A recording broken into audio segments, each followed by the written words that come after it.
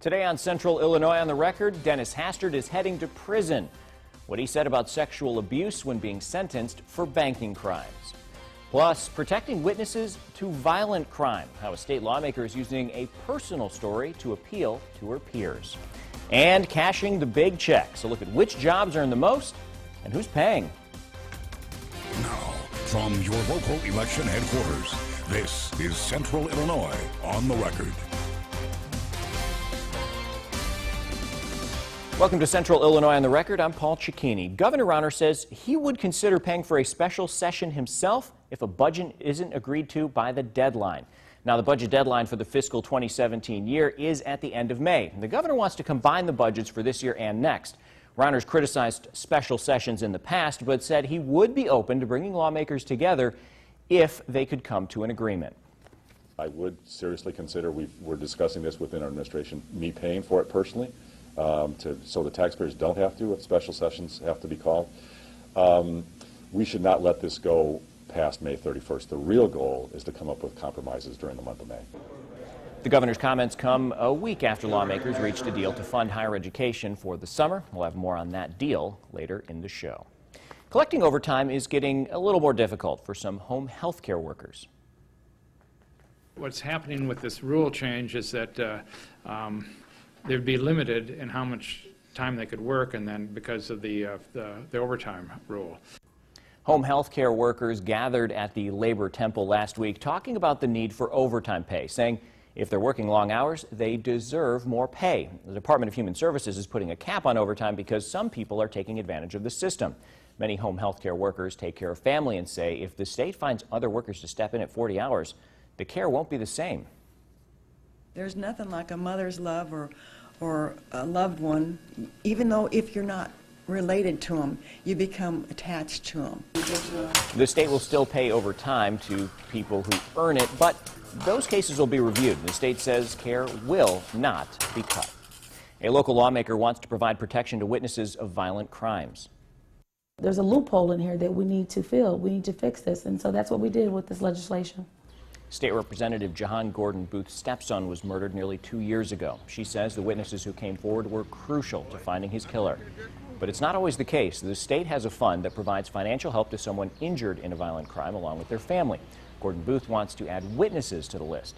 The assistance would include relocating a person if they felt unsafe at home. Their family, their extended family, their children, their brothers, their sisters are living in the same community as the offender's family. Gordon Booth says the legislation passed the House with bipartisan support. She thinks it should get the same support in the Senate and hopes the governor will eventually get to sign it. More plans are underway to keep guns out of the hands of the mentally ill. 3 bills have been introduced in the State House. They all revolve around FOID cards. One plan would temporarily suspend someone's card if they show signs of being a danger to themselves or others. Another measure would require police to revoke a FOID card for people who have protection orders against them. Courts would also have to report to state police anyone a judge deems mentally disabled, so authorities could revoke that person's FOID card. More than 32,000 state workers earned a 6-figure salary last year. Which jobs pay the most and where are they? Those are the questions we asked, and today we have an answer. CIOTR's Matt Porter reports the total earnings for all employees making these supersized salaries in Illinois adds up to more than $4.6 billion. Right now we see public sector compensation exploding while they retain the great benefits. So there really is an imbalance between public sector workers and private sector workers. 33,000 public employees earned a 6-figure salary or more last year, but the highest paid workers don't work at the Capitol. Instead, college administrators, including presidents, often top the list. The number of these highly paid staff have grown by nearly 1/3 in recent years, while faculty and student growth has remained fairly flat. Presumably we're paying them for some great talent, yet they can't seem to make their own budgets balance, so they come to the State House and ask for more taxpayer subsidies. Some of the highest paid jobs aren't only in the classroom, but in the courtroom.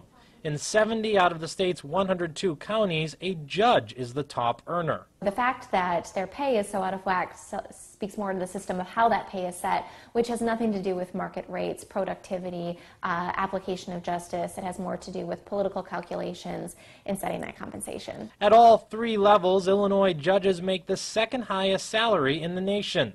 And the state Supreme Court makes almost as much as the country's highest court. Illinois state justices should not be making more than United States Supreme Court justices, right? But that's where the trend lines are taking us. And again, this is a problem because every dollar we're spending comes from private sector workers. In public education, some Illinois superintendents make as much as college presidents, and paying for their pensions will be shared across the state. And that's just not fair because if they set their salaries very high, we all end up paying for that. Illinois has more school districts than most for a state its size, meaning more cost to those highly paid administrators. If we consolidate and streamline, we not only save on the salary, we also save on the pension later on. Now, if you're interested in learning which state worker earned the most where you live, we've created a map that shows the top earner by county. It's online at ciproud.com. CIOTR is digging deeper into the top salaries for local state workers from 2015. In Peoria County, former District 150 Superintendent Granita Lathan had one of the highest salaries. In McLean County, ISU's payroll dominates the top 5. The Redbird football and basketball coaches, as well as the president of the university, round out the top 3. In Tazewell County, the Morton School District Superintendent made just over $180,000 last year. Election officials in McLean County and students from Illinois State University are trying to prevent a repeat of election night problems come November. Students protested the conditions for the primary, saying there were not enough resources to handle the number of students who wanted to vote. The McLean County clerk says same-day voter registration made the night more difficult, and she encouraged students to take advantage of early voting. Rumors spread across social media on primary night that election judges were trying to suppress student votes. Students asked that more resources be allocated to the Bone Student Center in November, as well as to register more students ahead of Election Day. I thought there would be a lot more bipartisan efforts to help solve the voting problem that we had in March, but I mean, we did get some progress. There was a lot of solutions proposed that I hope get enacted. I hope this is the start of a renewed focus, a renewed commitment to engage. The county clerk is planning to propose a new Election Day plan and budget to the Finance Committee come June. Dennis Hastert admits in court he sexually abused several boys. The former House Speaker was being sentenced for banking crimes last week. The sentencing makes Hastert one of the highest-ranking U.S. politicians to be sent to prison. The 74-year-old was wheeled into the courthouse to learn his punishment for banking crimes, an investigation that uncovered secret sexual abuse. Federal agents revealed Hastert was paying hush money to a man Hastert abused while working as a teacher and wrestling coach in Illinois. In addition to prison time, the judge sentenced Hastert to 2 years of supervised release on the condition Hastert gets sex offender treatment and ordered him to pay $250,000 to a victims fund. We saw some extraordinary courage in that courtroom today. A victim of Mr. Hastert's stood up and was heard after decades of unfathomable silence. Supervised release will begin after Hastert's prison term, but it's unclear when Hastert will begin serving his sentence. Now, a man who accused the former House Speaker of sexual abuse is suing him for close to $2 million. The unnamed man filed a $1.8 million suit in damages, saying Hastert sexually abused him as a teen. Now, in 2008, the man confronted Hastert about the sex abuse. Hastert agreed to pay him $3.5 million to keep quiet. As of December 2014, Hastert paid the man $1.7 million of the agreed amount. The accuser wants what's left, saying Hastert breached their deal. Standing up to help your community, or sitting down to talk about the state of volunteerism. And from K-12 to college, schools face funding issues across the state. What leaders in Illinois are saying about the budget crises.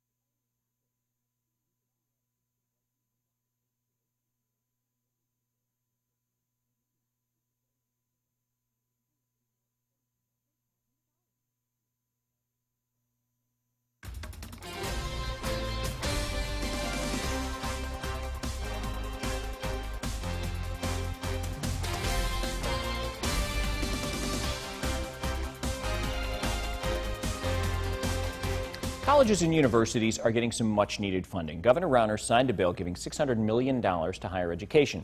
The money is expected to last until September. The governor said in a statement the bill doesn't solve the budget crisis, but is the first step in compromise between the two parties. Universities say the bill will help prevent massive layoffs over the summer. Funds about a third of what colleges would get for the fiscal year. Students say it's unfortunate they had to wait this long. Telling me that we didn't have any funding whatsoever for higher education, and now that their salaries are being threatened and, you know, we're 10 months into this, we magically have funding for higher education now to get us through the summer. MAP grant payments were sent to schools across the state on Thursday. Illinois Comptroller Leslie Munger says schools got $164 million worth of MAP grant vouchers from the Illinois Student Assistance Commission. Payments were immediately turned around on those vouchers. With some higher education funding approved, Eureka College says it will be receiving more than 43% of the MAP funding promised for the 2015-16 school year. 43% of students at the college received some MAP funding. No word yet on that 2016-17 school year. The Eureka College CFO says, quote, "This is a significant step in the right direction, but there is still a lot of work to be done. Until it is fully funded, the college will continue working with its students on solutions to assist them and their families with their outstanding financial obligation." School districts in Illinois are being forced to repay the state for an accounting error in Springfield. Several have been told they owe money, some in the millions of dollars. The Midwest Central School District owes just over $21,000, which could mean some cuts. It says the bigger issue is less money coming in for state aid. Schools won't get as much since they were overpaid. The superintendent says the situation worries him and the school board. We continually want to be responsible to our taxpayers, and that's the frustrating thing when the state isn't taking care of their side of the bargain. District 150 in Peoria, it owes $1.5 million. Well, here's a look at some of the candidates who could fill the vacant District 2 seat on the Peoria Public Schools Board of Education. These candidates will be interviewed during the first 2 weeks of May, and they'll find out by the May 23rd meeting who's been selected. The person chosen will be filling the seat vacated by Reverend Linda Butler, who stepped down at the beginning of April. Unit 5 School District in Normal has a new board member. The Board of Education selected Joseph Cleary last week. He replaces former board member Denise Schuster, who announced her resignation last month. Cleary works at Illinois State University as an instructional assistant professor of construction management and has been active in Unit 5 committees. He'll serve on the board until the next general election in April 2017. Still ahead, deep breaths, big problems? What a new study says about air quality in Illinois. But up next, the state of volunteerism, what it is and how you can get involved.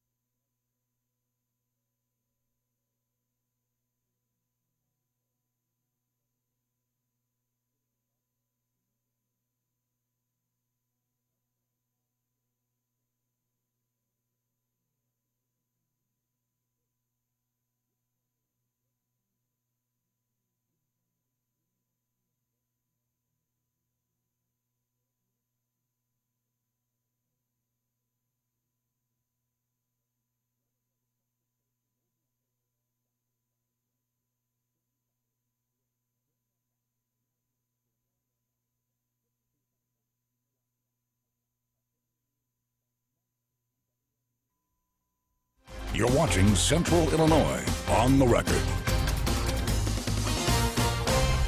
Welcome back to Central Illinois on the Record. I'm joined now by Nikki Cole from Peoria Magazines. Thank you for being here. Thank you for having me. And we're talking about the community impact of State of Volunteerism, big event coming up in just a couple of days. Yes. tell us, what is the event? How did it come together? Well, the event really was brought together through the publication Interbusiness Issues, who decided a year ago to start focusing an issue on the area nonprofits and the impact that they have. And through that, we began to talk and communicate and really saw the business of the nonprofits in the area and how we all connect, either if we're in a corporate setting, in a government setting, in the nonprofit, or just at home. We're all connected to these nonprofits in some way. So we wanted to find another way that we could talk about issues that were important to them, bring them to the community's forefront, and start to talk about things differently and how we might be able to help and assist these nonprofits in a different way than we had before. There's a long list of names of people who are contributing to the event and who are going to be speaking, some heavy hitters from Central Illinois. Can you maybe name a couple of them and give us an idea of what some of the things are that people can hear if they can make it? Absolutely, absolutely. Well, of course, we have our wonderful mayor, excuse me. He will be speaking on the state of volunteerism in our city, what he hears from the constituents, what he hears when he's out and about. I'm really excited to hear what his message is. And we'll also be hearing from Andrew Rand, who is the CEO of AMT. With 211, an affiliation that AMT has with the United Way, there's a wonderful resource right here in town where we can call or go online at any point in time and look for resources that are important to us. Well, they're going to have an expansion of that portal, which will now include volunteer opportunities and services. So Andrew is going to announce that launch and talk to us a little bit more, so that's going to be awesome. We're also going to have Mike Dalton with Maui Jim, Henry Vickery, Jennifer Zamuto, Caterpillar folks. So it's really a diverse group, and of course some of our hitting nonprofit leaders as well. Steve Thompson with Easter Seals is going to be there, Pam Perillis with CASA. So really nice representation across the board, diverse group, corporate, nonprofit, and government leaders all coming together to talk. So it's on Tuesday, and it's at the Civic Center. If people want to get involved, how can they do that? I think we have some information too. Absolutely. Go online, PeoriaMagazines.com. You can find information, but you can also come the day of the event and purchase tickets. So if you're a last-minute person, not sure what the schedule allows quite yet, that's okay. Come Tuesday morning, we'll get you set, get you registered, you can come in and enjoy the event as well. Kicks off with a little breakfast. Kicks off with a continental breakfast, of course. We have to get the coffee going bright and early. We'll have some scones and some muffins for everyone, and then we'll head into the Civic Center Theater and have a really insightful conversation. The other neat thing about this event is we're going to do it in a TED Talk style, which is new for the community. So they're going to be short bursts of presentations, rapid fire, but they're going to be highly informative, quick-hitting, great topics that you can hear about. Yeah, and I'm honored to have been invited to be a part of that too. So I'm excited to not just help out in the event, but hear what all of these speakers have to say, because it's such a big part of not just what we do here in the building, but in the community. Absolutely, you're our master ring keeper. We certainly appreciate your assistance in this event. We think it's going to be a great one, and we're thrilled to have your partnership. Well, thank you very much. And again, one more time, how can people find out that information? PeoriaMagazines.com. Or come the day of the event and sign up. We'll get you all set up at the Civic Center Theater on Tuesday. All right, thank you very much. Thank Nikki Cole with Peoria Magazines. Still to come, testing the waters, how leaders in Knox County are responding to questions from the EPA. And failing grades for air quality in Central Illinois, what doctors say about how it could impact your health.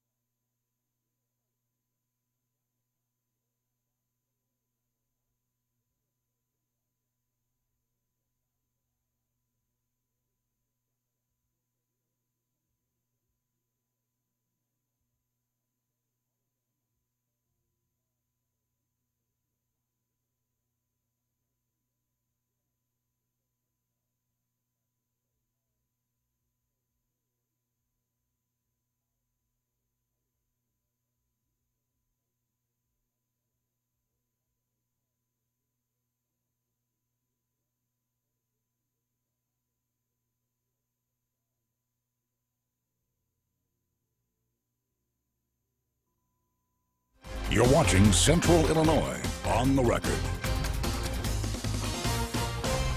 The air you breathe in central Illinois could be posing a health risk. A study gives Peoria an F for ozone pollution. As CIOTR's Hannah Hilliard explains, in the past year, Peoria County has had 7 days with levels of smog high enough to be a potential threat to people sensitive to air quality.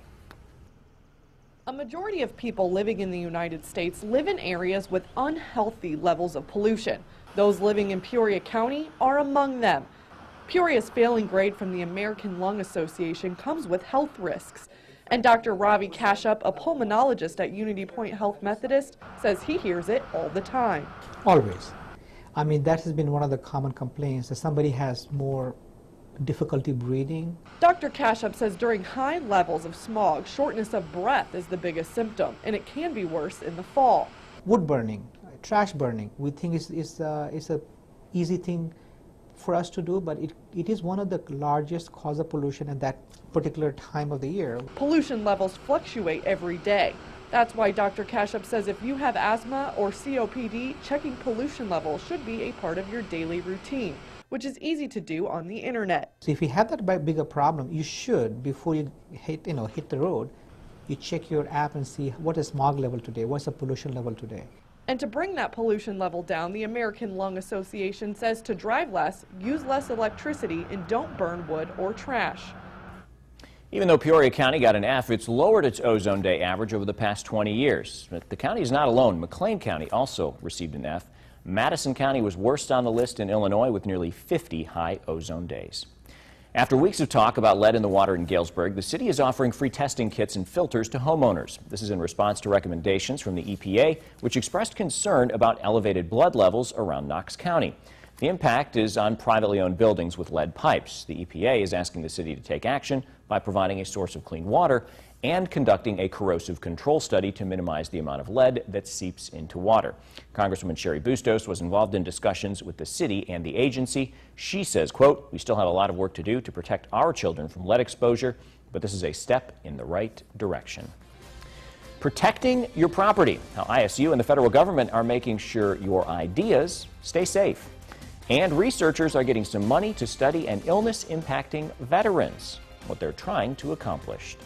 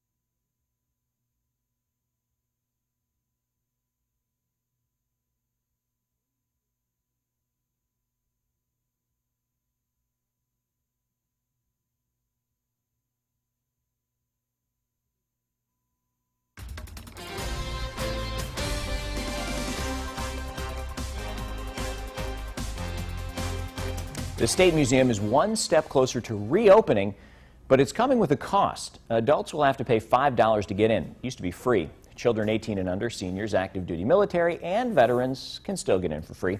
The museum's been closed for 6 months due to state budget cuts. Peoria School of Medicine is getting more money to continue its research on an illness affecting veterans. Researchers classify it as chronic neuroinflammation. The University of Illinois College of Medicine at Peoria is getting $700,000 from the Department of Defense to further its research. between 25 to 30% of Gulf War veterans suffer these symptoms. They have a kind of jaded attitude because so much has been tried on them and for them that hasn't proven to be effective. Researchers in Peoria started looking into the illness in 2008. They hope this grant will help find a cause and a way to treat it. Illinois State University and the United States Patent and Trademark Office are trying to educate you on the importance of protecting intellectual property. That covers everything from physical inventions to ideas to designs. A representative from the U.S. Patent Office gave 2 presentations last week at ISU's Alumni Center talking about how inventions and the patenting process have changed. Let people know is how to protect the inventions of your mind. Like with real property, you know how to hold on to a thing, but how do you hold on to your ideas so that someone else doesn't just take them from you? The Patent Office is working to reach K through 12th grade students so they too can be ready for the future. Well, that's going to do it for this edition of Central Illinois on the Record. Of course, you can stay in touch with us using social media, connect with CIOTR and me on Facebook and Twitter by using the hashtag CIOTR. We'll see you next week. The views and opinions expressed in this program are those of the participants and do not necessarily reflect those of WMBD, WIZZ, or Nexstar Broadcasting Group.